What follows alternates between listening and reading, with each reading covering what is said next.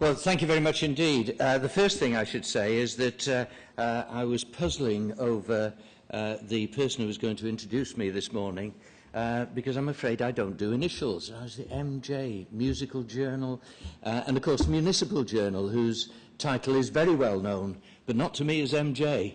And can I make it clear from the start that I am not a PCC? You know, blow using initials for this. I'm not a parochial church council. I certainly don't want to be associated with that toothless animal, the Press Complaints Commission. And the Peelian Cycling Club is also an organisation to which I'm not affiliated. Now, it may sound a minor point, but it's quite interesting because we've pretty well eradicated the use of the initials in South Wales, and it now seems very strange to go into an environment like the conference we had yesterday when people are using those initials. So, you know, speaking the English language isn't all that difficult if you try it. But then there are always strange things when you move over the border from Wales into England, like people trying to press a plastic bag on you in a service station, because we've eradicated that in Wales as well. So one or two differences there from the start. But I think the big question, which can't be answered now but will be answered in a couple of years' time, is what difference has it made by changing from police authorities to police and crime commissioners. The interesting thing to me is that it perhaps makes sense of my career because looking backwards, perhaps having worked with young offenders, worked with the police in a variety of contexts, being policing minister and being then on the Justice Select Committee and the Home Affairs Select Committee, that looks like a reasonable preparation for this because my career certainly didn't make sense going forwards. So it's nice if it makes sense going backwards. But the first thing I want to say is about a bit about the role of the Police and Crime Commissioner, because it's very interesting. In a variety of places I've had to take an oath of office. When I became a magistrate, when I became a Member of Parliament, when I became a Privy Councillor, when I became a Member of the Cabinet. And on each of those occasions it was an oath of loyalty to the Queen and her descendants in perpetuity, or whatever the particular phraseology was. And the oath that was prepared for police and crime commissioners is quite different. It's a solemn declaration. It's to serve all the people of the force area. It's to act with integrity and diligence and things like that. I wasn't asked to do that in the previous swearings as a cabinet minister. And to ensure that the police are able to cut crime and protect the public. Very important central requirement. To give a voice to the public, especially the victims of crime, to have the focus on victims in that oath of office, I think is quite significant. Talk about safety of the community and effective criminal justice. Actually, just look at that effective criminal justice as well. That's giving authority or requiring police and crime commissioners to be entering into the effectiveness of the rest of the criminal justice system. When I saw that, I thought this job's going to get even more interesting. I'm not sure, did ministers mean to do that? Taking steps to have transparent decisions to be properly held account. And anybody who's been involved in public office knows how difficult that is, because it's difficult to get people interested in the things that you do in office, never mind to hold you to account. And of course the important final phrase of not interfering with the operational independence of police officers. The independence of the Chief Constable to manage the operational activities of the force, but it actually goes beyond that to talk the operational independence of police officers, because of course the big thing about the police force is that individual police officers are making important decisions every day of the week on the streets. It's not just a question of what the chief officer decides, it's the judgments that they make on the street. So that independence and that integrity is very important indeed. Actually, the oath of office fits very well, as far as I'm concerned, with the promises that I made. Now, there was a lot made in the election. I think the BBC was pretty disgraceful in the way that it covered the issue of political representation, because it rather implied that an independent would not be political. Of course an independent is political. Everybody who stands for office, for an elected office, is being political. It's about political accountability. Politics is actually a good thing. It's only in this country you could have someone like Professor Bernard Crick having to write a book in defence of politics. in defence of democracy. You can't have democracy without politics. Independents are political. And to suggest that somehow you could eradicate politics by electing independents is a piece of arrant nonsense. But the point is, once elected on a platform, which if you're a member of a party, and I would say this of other parties, Conservative, Liberal, Democrat, you are part of a decision-making process and there is accountability. You know what those individuals stand for. You don't know what independents stand for. But having been elected, your responsibility is to serve the interest of the whole population without fear or favour or without bias, and that is the important element. And then to emphasise in the governance of the police transparency, honesty and integrity. And the other pledges that I made, which I think are quite important, are be tough on crime and tough on the causes of crime. You may have heard that phrase before. To put cooperative values into practice. I'm a Labour and cooperative Member of Parliament for 25 years, and I'm a member of the National Executive of the Cooperative Party. Actually, cooperation is the most important thing in the police service. As the Justice Select Committee found in the report which I was involved in, most of the things that affect levels of crime and disorder are nothing to do with the police and nothing to do with the criminal justice system. They're to do with how we deal with things like giving young people jobs and opportunity and hope. They're to do how we deal with mental health. They're to do things like alcohol, a whole series of things, education, a whole series of things that are outside the ambit of the police and the criminal justice system. Therefore, if you don't do your policing in a way that has all the important aspects of operational policing, but also involves working with partners, you're not going to affect levels of crime and disorder. Pursuing social justice as well as justice. Interesting to find that every one of the BCUs, the basic command units that I visited, people were expressing some concern about the impact of welfare reform over the coming year. If people are forced into difficult circumstances through what's known as the bedroom tax, in other words, people being told they need to go to smaller premises which don't exist, what sort of strains and stresses and what sort of outcomes are there going to be? Social justice as well as justice is important. And then holding the police to account and protecting the police are the balance in the relationship. I've referred already to clear and simple communications, and I think generally the police are up for this, but eradicating acronyms is always a challenge. I had a long discussion in DEFRA when we were trying to deal with reviving the rural economy after foot and mouth disease, and my officials asked to go away and come up with ideas about how we could really kickstart the rural economy, came back and said, we've thought this through, Minister, we think it's a job for the RAF. What on earth are you talking about? To cut a long story short, are you suggesting that we bomb rural communities into submission or something? And they say, oh, you will have your joke. I'm not joking. What are you talking about? They were talking about the Rural Affairs Forum. Anyway, during the election campaign, I referred earlier to the fact that the government, in its wisdom, and I think it was in this case its wisdom, put the interests of victims into the pledge. Victim support gave a challenge to all victims, and it was, in my view, the most effective lobbying exercise during the election campaign, because they asked us to sign up to 5 principles rather than a prescriptive agenda. So accountability to victims and witnesses, listening to their experiences, making sure that they get help and support. I mean, the experience of actually going to court for a victim and other witnesses can be pretty bad. Making the police more victim-focused, I'm delighted to say in South Wales that was already a part of the mission statement that the Chief Constable presented to me, giving them an effective voice in the wider criminal justice system, working for new ways of delivering justice for victims.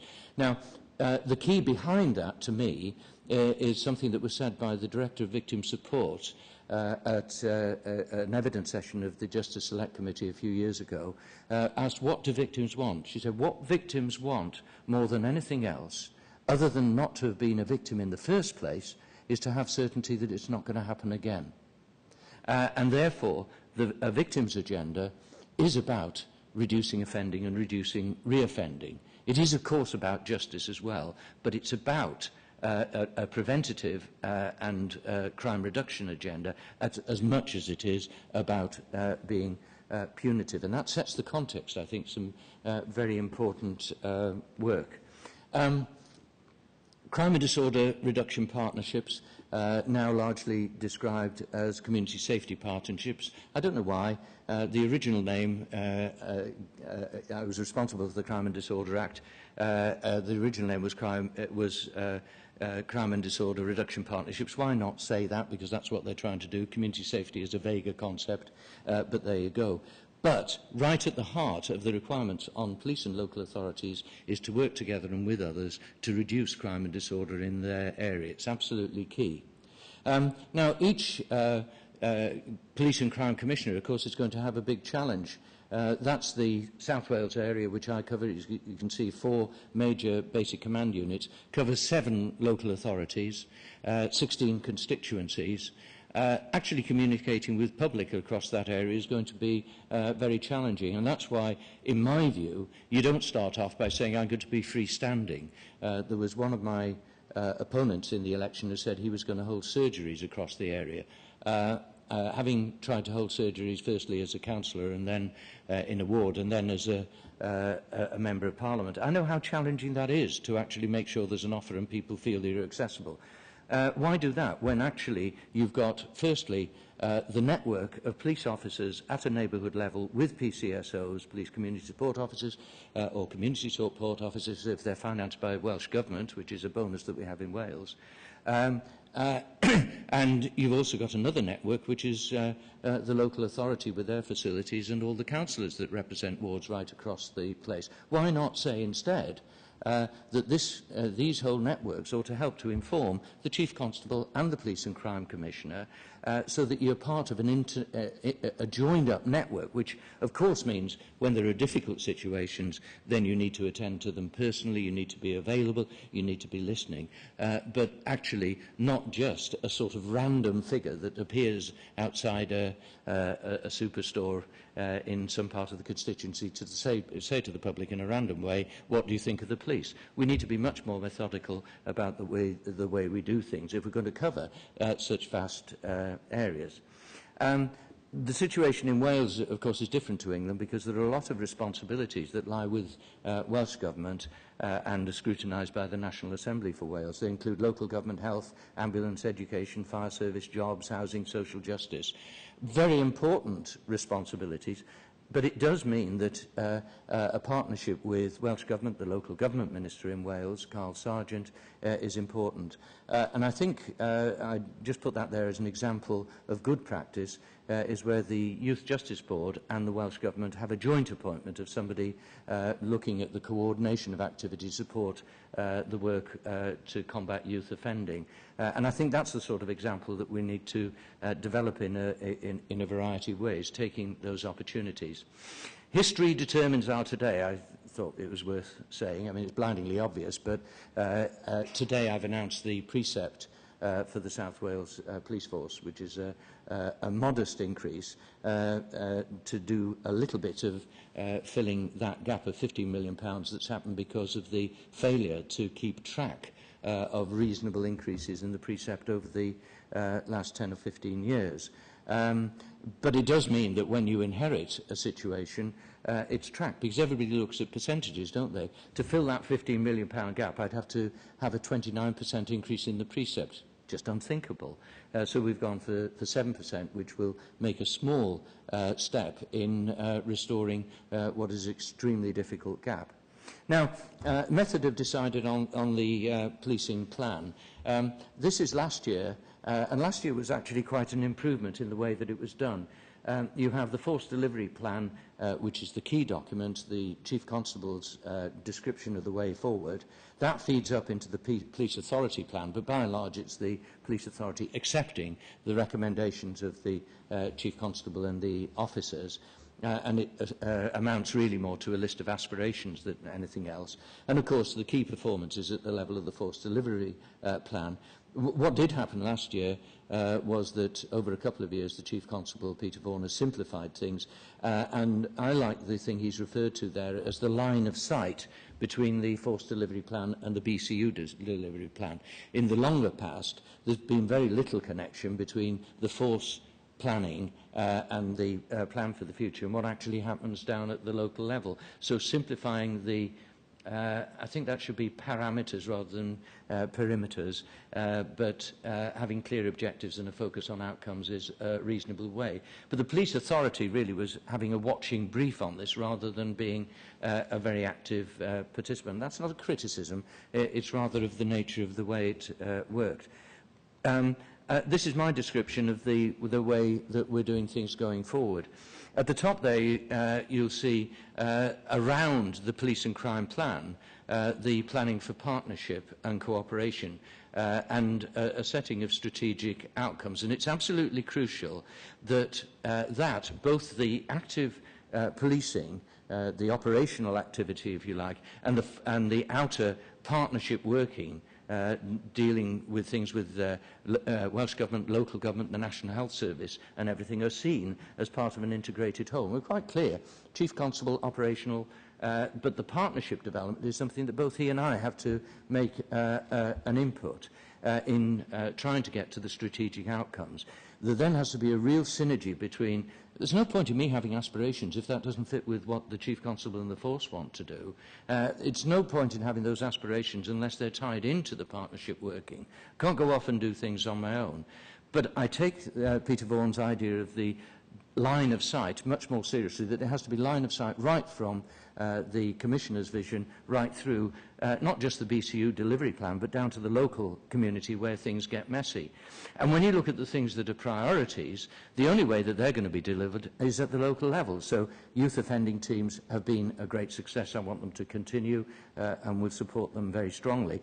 But I want us to move on to looking at a focused way on how we use some of the lessons of what's happened with youth offending teams then to work with the 16 to 25 age group, where I believe that there are real opportunities for further benefit and development. NHS obviously has an equal interest in drugs and alcohol, and we've already been talking to the Health Minister about how to do that. Violence reduction in Cardiff, we've had the scheme led by a medic, Professor John Shepherd, showing a greater reduction in violence because of an analytic approach and a targeted approach than elsewhere. I want to drive that across South Wales, and again I've got the support of the Welsh Health Minister, Leslie Griffiths, in seeking to do that. Mental health, violence against women and girls, where we've got the Welsh Government publishing a white paper and shortly to publish legislation. Big opportunity for us to have synergy between policing and the aspirations of government and local government. And just for an example, Muslim communities, obviously I've represented the area of the largest Muslim population in Wales over recent years, and I think real opportunities to work them. For instance, yesterday there was the second of two events inviting people from the Somali community to come in and talk about jobs within the police service. Not probably something that they've thought of in the past, but we had a terrific response. And I spoke this morning to the local commander, Alun Thomas in Cardiff, and he said there was a great turnout last night at the second. I was at the one the previous week. If we open doors, there are people who will come through those doors. But all of this has to be based on local evidence, local need, fitting. And in next year's preparation of the plan, it's been such a rush this year because the government delayed the election from May to November. So basically we've had about 6 working weeks to do all the preparation for the plan, for the precept and all the rest of it. So we haven't been able to engage partners or get to that local level as much as I would like. But next year that will be a very important part, so that these arrows are all going up and down and not just down. Basic principles, tough on crime and tough on the causes of crime. It was a good slogan when it was first invented. It took ages to get into the popular mind. It was Michael Howard who finally used it in a fit of sarcasm and settled it in the public mind, bless him. I've referred already to the report of the Justice Select Committee, which in its report, which argued the case for justice reinvestment, made the point, which I've already made.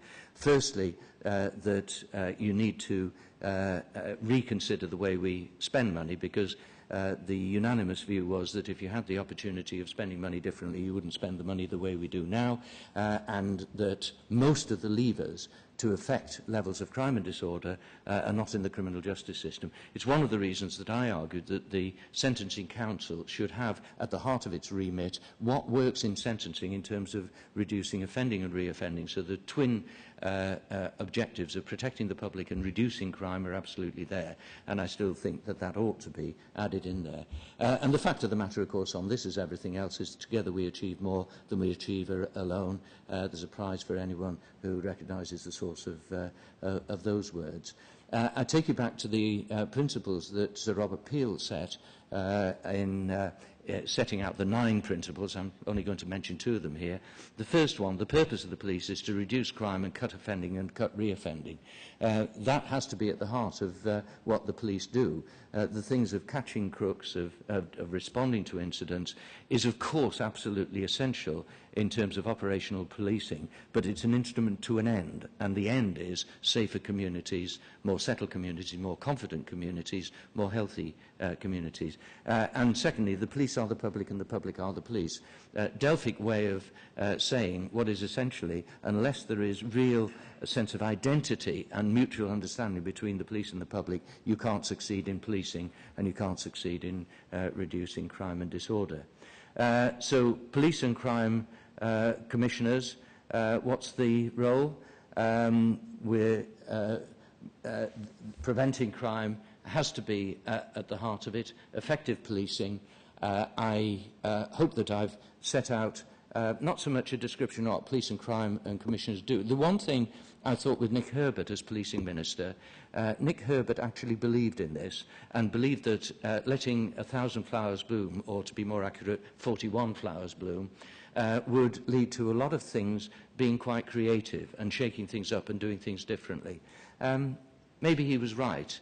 I hope that successor ministers and officials at the Home Office will have the confidence to wait and see, because of course the jury is going to be out for a period, and it's interesting to see the different comments that are made by the different commissioners right across in terms of their starting points. But as they grapple with different challenges in different parts of the country, I suspect that a lot of this agenda, that of partnership, that of crime reduction, is going to be more and more the common language of police and crime commissioners, and that could lead to some very interesting results. And even people, which includes myself, who were dubious about the idea of moving from the improving situation and improving functionality of police and crime authorities to this new and risky endeavour of having police and crime commissioners, have seized the opportunity of saying, well, if it's going to happen, let's make it work. Do you know what? It may work. Let's see what you think as the discussion goes on today. Thank you.